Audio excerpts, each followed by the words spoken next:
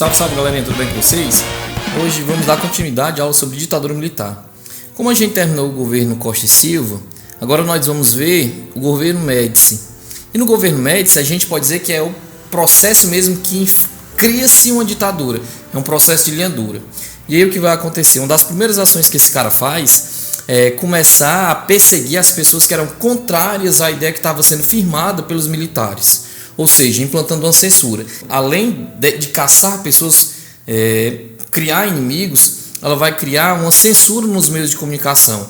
Artistas, rádio, televisão e o próprio cinema também houveram censuras, houveram cortes que não podiam falar ou degradar alguma ideia da questão da ditadura. E com isso ele fortalece os órgãos de repressão, como o Sistema Nacional de Informação, o Departamento de Ordem Pública e Social, o Departamento de Operações Internas e o Centro de Operação de Defesa Interna. E aí são os nomes: SNI, o DOPS e o DOI-CODE. Nesses órgãos, a prática de tortura era legalizada, era normal, era algo corriqueiro, para arrancar das pessoas supostas ideias socialistas. Não se enganem, quando falam comunismo é um erro, porque isso é uma linha evolutiva na visão econômica de Marx, e o comunismo é o último estágio. Na transição de capitalismo para o comunismo, eu tenho socialismo, não se enganem. Quando falarem comunismo, não é comunismo, é socialismo. E aí eles tentando arrancar das pessoas essa ideia, erroneamente chamada de comunismo, era o socialismo. E nisso daí torturas eram práticas corriqueiras, como o pau de arara, eletrocutar as pessoas, colocar rato em órgãos genitais das pessoas, estuprar as pessoas na frente dos filhos, fazer tortura psicológica. E nisso daí muitas pessoas não resistiam nem à tortura física nem à tortura psicológica, mas esses corpos sumiam, porque eles tinham controle geral das ações que eles faziam. Em resposta a essa questão, os grupos armados, os grupos de suposta oposição à implantação dessa ditadura eram muito fortes. E aí nós temos o Marighella e o Lamarca, movimentos campais e urbanos, no caso o urbano Marighella e o Lamarca na questão campal. E nisso daí eles assaltavam bancos, sequestravam pessoas para arrecadar fundos para custear as suas ações. E enquanto essas questões de tortura, não tortura, grupos de resistência, não resistência, o Médici ele propagava a ideia ufânica ou ufanismo. Seria um exagero para o país. Em 70, o Brasil ganha o seu tricampeonato no México. E aí há uma repercussão muito grande, porque o futebol é uma das grandes paixões nacionais. E isso daí levava o Médici a fazer propaganda, o famoso ufanismo, que são propagandas de exagero, tipo Brasil ama eu deixo, ninguém segura esse país, e por aí vai. Muitas pessoas vendo essa questão futebolística e o crescimento que o país, que não pode ser negado, houve muito, e aí eu vou entrar nessas questões. O que foi que aconteceu? O Brasil subiu para a 10ª potência econômica mundial. O PIB do Brasil crescia gigantescamente. Só que aí, nessas questões, havia um outro impasse nesse crescimento. Como? Ele congelou o salário, ele não investiu em políticas públicas, e o bolo desse desenvolvimento foi crescendo, só que não foi dividido como deveria ser dividido. E aí, para as camadas mais humildes, a fatia de bolo foi menor.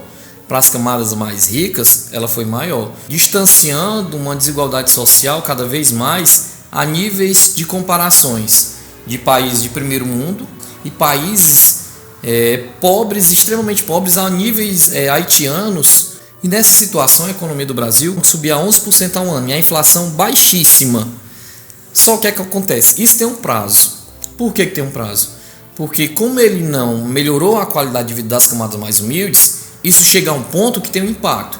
E aí o que foi que aconteceu? Por volta da década de 70, o Oriente Médio ele sofre revoluções, que aí no caso é a crise do petróleo que acontece no Oriente Médio e atinge o Brasil. E por que atinge o Brasil? Que o Brasil consumia 80% do petróleo, só que esse petróleo era produzido fora, não internamente. E com essa crise no Oriente, ela atinge o Brasil. A sucessão agora vai ser o Geisel. Ele entra com a ideia de fortalecer e acelerar o crescimento industrial do país. E aí esse crescimento ele vai investir nos campos de pesquisa de petróleo, construção de hidrelétricas, E ele fez um pacto com a Alemanha para desenvolver usinas nucleares. E para fazer todo esse processo de desenvolvimento, esse Plano Nacional de Desenvolvimento, ele vai pegar empréstimos fora do país. E esses empréstimos são em dólar. E nessa questão a gente tem que ter uma visão que, mesmo na década de 70, o dólar ele é flutuante. Ou seja, a moeda é comparada, mas o dólar ele pode subir e pode descer. E isso, se eu não tomar cuidado na minha administração, pode ter uma repercussão interna gigantesca. O que foi que aconteceu? No crescimento econômico, o Brasil cresce a 7%. Só que, pela flutuação do dólar, a inflação chega a níveis a 38%. Uma média nisso daí. E o que acontece? Ele não consegue administrar para pagar a dívida e desenvolver o país. A administração do gás fica conhecida como a década perdida. Ele tentou industrializar, tentou fortalecer, mas ele cometeu o erro de pegar dinheiro fora. E o dólar sobe muito. E aí começa a gerar um impasse. Não tem uma harmonia nessas questões. Com isso, começa a se ter uma resistência à administração dos militares. E o que ele faz? Politicamente, ele começa a fazer uma abertura, e ele disse que vai fazer uma abertura para a democracia lenta, gradativa e segura. O que ele faz? Ele vai abrir propagandas políticas gratuitas na rádio e na televisão para que haja eleições. Só que o que acontece nessas eleições? A oposição começa a ganhar muita força, justamente pela ascensão da economia brasileira, só que não é distribuída de maneira adequada, e a queda nessa mesma questão econômica por não saber administrar e conseguir harmonizar o desenvolvimento econômico do país com a inflação. E nisso daí, a oposição ganha muito espaço. Os militares de Andura, percebendo dessa maneira que ele está fazendo, de quase uma abertura, e a oposição ganhando espaço, eles começam supostamente a caçar pessoas alegando que elas são do Partido Comunista Brasileiro. E um desses casos é especificamente no ano de 1975. O diretor de jornalismo da TV Cultura, Vladimir Herzog, ele é levado para o comando do 2º Exército, onde ficava o Doicode. E aí, supostamente, ele é interrogado por ser comunista. Olha o que eu falei já, comunismo é errado. E ele é interrogado, supostamente, por fazer parte do Partido Comunista Brasileiro. Só que acontece, no outro dia o Vladimir ele é encontrado morto. A alegação do Exército é que ele cometeu suicídio, que ele se enforcou. Só que tinha marcas de hematomas no corpo dele, como hematomas de tortura. E boa parte da população não acreditou nessa ideia.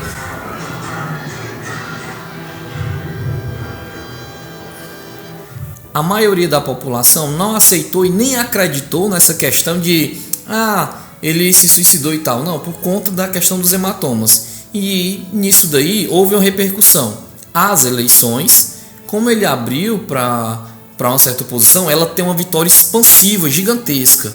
Não gigantesca, é só um eufemismo aí que eu estou fazendo. Em relação à situação. E nisso preocupa os militares.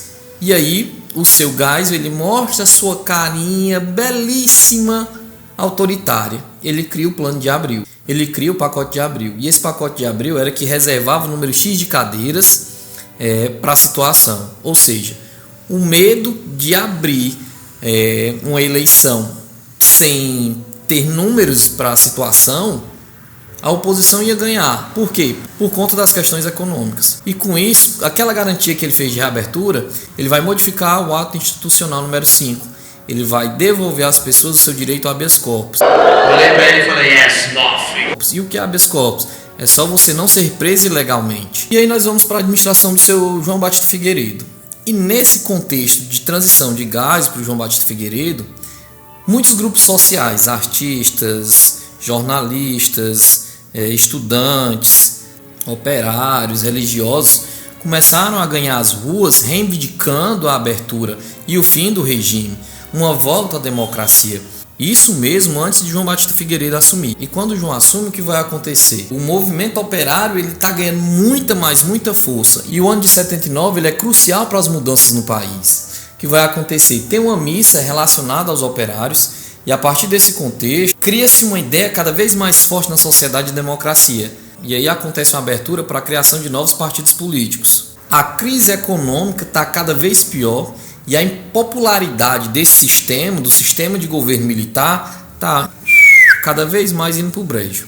Em 1983, um deputado federal, fazendo parte do MDB, o Dante Oliveira, ele cria uma emenda constitucional para eleições diretas para presidente da República. Tipo, vamos deixar a galera aí resolver a parada aí.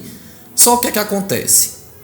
Os militares que estavam no poder e quem apoiava eles não queriam aceitar, porque sabia da impopularidade que o sistema já estava acontecendo. E aí o que acontece? A lei não é aprovada, mas ganha as ruas. A ideia de uma direta já, ou seja, de uma eleição direta, ganhar as ruas. E aí cada vez mais aqueles grupos sociais, operários, estudantes, artistas, intelectuais, vão para as ruas e começam a buscar, cada vez mais vão buscar um retorno à democracia. E aí o que acontece? Em 1985 há uma eleição indireta. Quem ganha é Tancredo Neves e o vice é o Sarney. Só que o Tancredo não chega a assumir porque ele morre. E agora quem assume é o Sarney. Ou seja, é o fim do período dos governos militares e a abertura agora para a democratização, ou seja, para a redemocratização do país. Mas isso fica para outra aula. Galerinha, essa é uma das aulas mais importantes que vocês podem ter. Foi um breve, mas muito breve resumo da aula. Pesquisem, estudem esse período do Brasil, que é uma ferida aberta, e busquem cada vez mais conhecimento.